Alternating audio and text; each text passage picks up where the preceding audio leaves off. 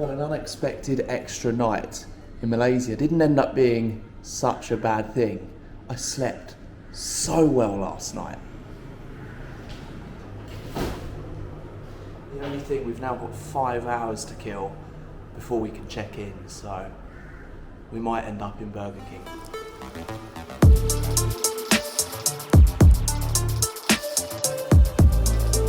Day 31 and vlog 29 of my amazing time in Malaysia. Two things for sure about my time in this amazing country. One, what an incredible place this actually is. And two, I've been so consistent. Before this trip, I told myself 3 to 4 vlogs a week I'd be happy with. Find something to do on those days and give myself time to rest and enjoy the rest. I've just really enjoyed my time here and found something to do every single day. And here we are sat on what, vlog 29?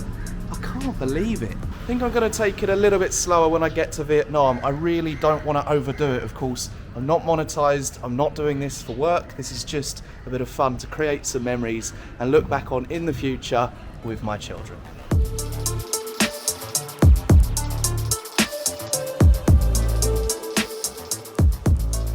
Just as I did with the Philippines, I seem to be leaving Malaysia about the right time. Rainy season is definitely starting to take shape. But today I've got a bit of time to kill. I'm going to obviously go to Burger King and do some editing. There really isn't much around here in Sepang for me to do. If the weather was nice, I'd probably go out of my way to find something to do, but it's just not, is it? Nevertheless, I'm not complaining. It's not cold like it is back in England. I'm wearing shorts and t-shirt in November, which is crazy.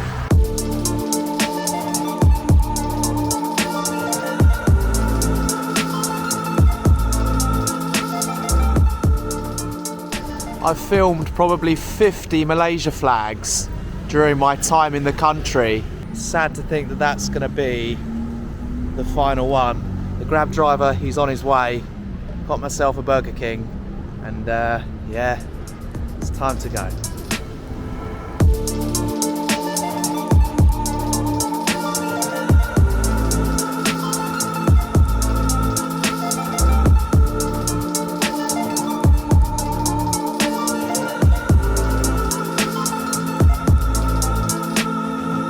Alright, we're for real this time. We're heading to Vietnam. I've just made it to Kuala Lumpur International Terminal 1. I'm going to go and find Vietnam Airlines, and we'll be on our way to Ho Chi Minh.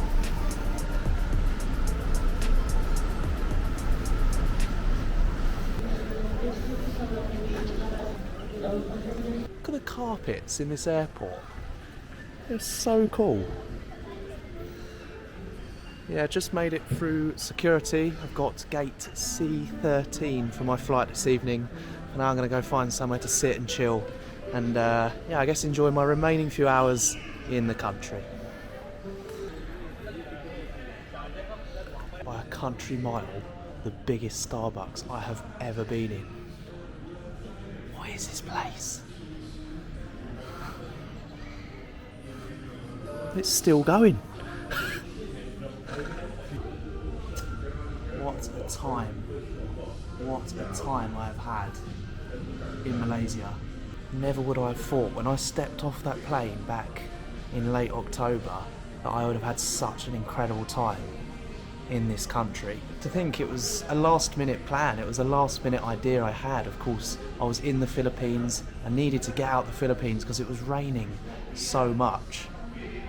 I came to Malaysia thinking I'd be here a week before I went on to Cambodia, but as soon as I got here I realised I had to make the most of my time here. I have definitely made the most of my time here, of course, going from Kuala Lumpur to Penang. Spent about a week in Penang before going to Langkawi. Langkawi headed to East Malaysia, of course, Borneo, or Kota Kinabalu to be exact.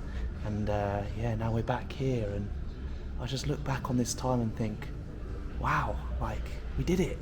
I mean it when I say I wasn't sure what to expect. When you think about these travel influencers, they go to Thailand, they go to Bali. No one really comes to Malaysia. Look, it was a risk, but a risk that has certainly paid off. And here I am sat in what could be the world's biggest Starbucks, ready to head to Vietnam.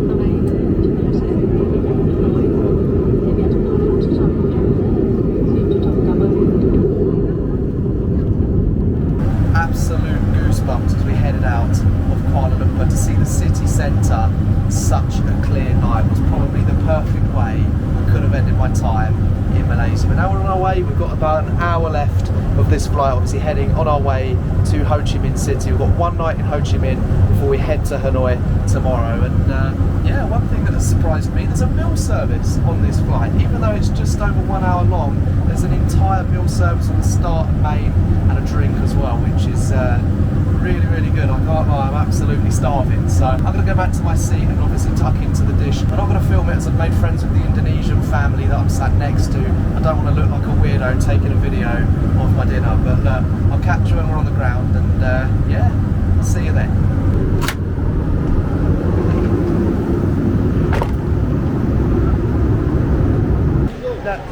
The Grab, I'm going Grab, it's literally 46,000.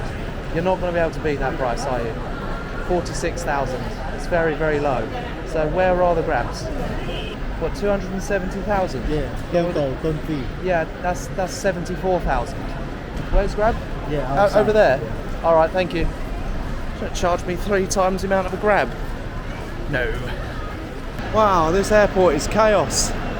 Ho Chi Minh Airport, absolute chaos. The Grab is ordered. It's cost me £2 for a 15-minute ride. And yeah, we've got to be back here at the airport in the morning.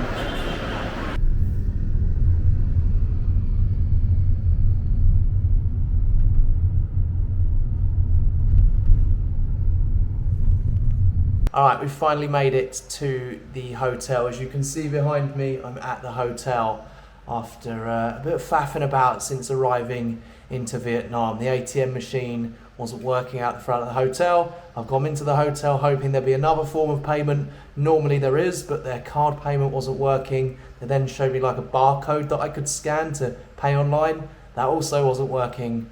And yeah, I know I look like I'm amused right now. Believe me, at the time, I certainly wasn't. It just, do you ever get it where it just feels like nothing is going right? But look, here we are, we're here in Vietnam. We're about to start the month-long adventure. We're going to start right at the top in Hanoi and work our way down the coast all the way to Phu Quoc, I believe it's called, Phu Quoc.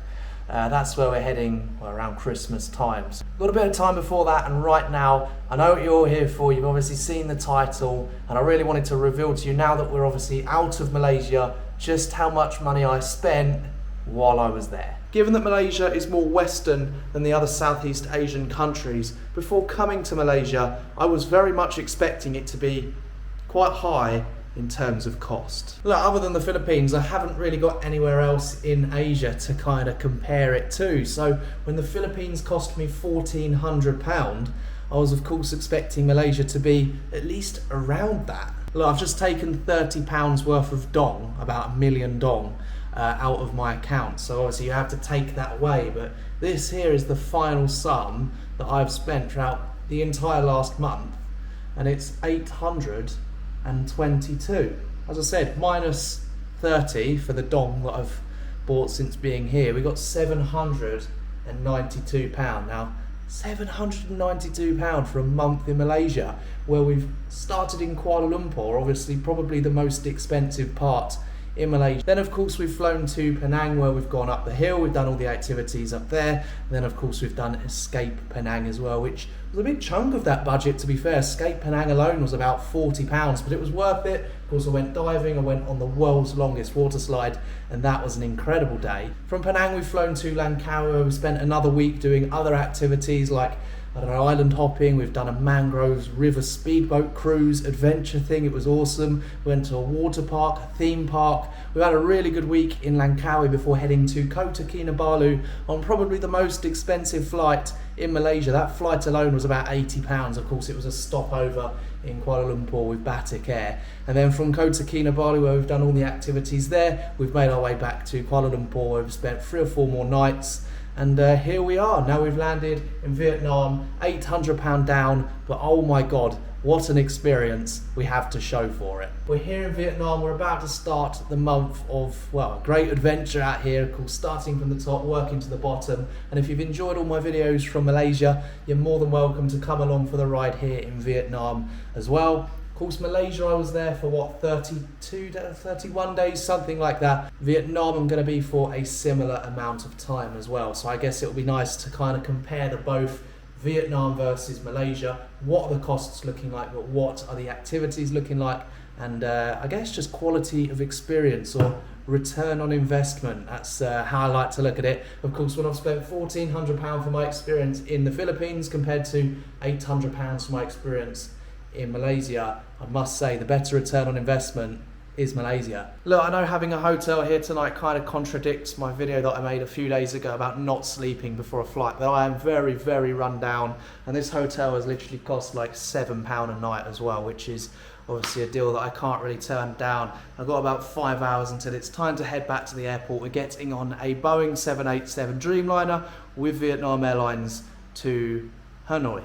We're going to, I nearly forgot for a second there, but we're going to Hanoi, and I'm going to go meet a tennis friend over there, which is going to be really cool as well. I'll incorporate that into tomorrow's video, where we're going to check out Vietnam's long haul product in economy class, and then we're going to go and play tennis. And I guess just see what's around Hanoi. I know the temperature there is a little bit cooler. I wish it was a little bit cooler in here right now. Unfortunately, my aircon's not working, but it's already midnight nearly. I haven't really got the energy to try and get a new room, if I'm honest. I just want to lay down and chill for the night. But look, I really appreciate you all coming. Has it surprised you how little I spent on my month in Malaysia, when if you go back and look, you'll see we got up to so much. We didn't even live uncomfortably either. I could have definitely done it cheaper. I could have stayed in only hostels. I've stayed in quite a few nice hotels like this one too, and to do that for under £1,000, I'm really, really impressed with. But look, I really appreciate you all coming along. I'm gonna hit the pillow because I'm very, very run down. I think we've now vlogged for, I think it's like 9 or 10 days in a row. So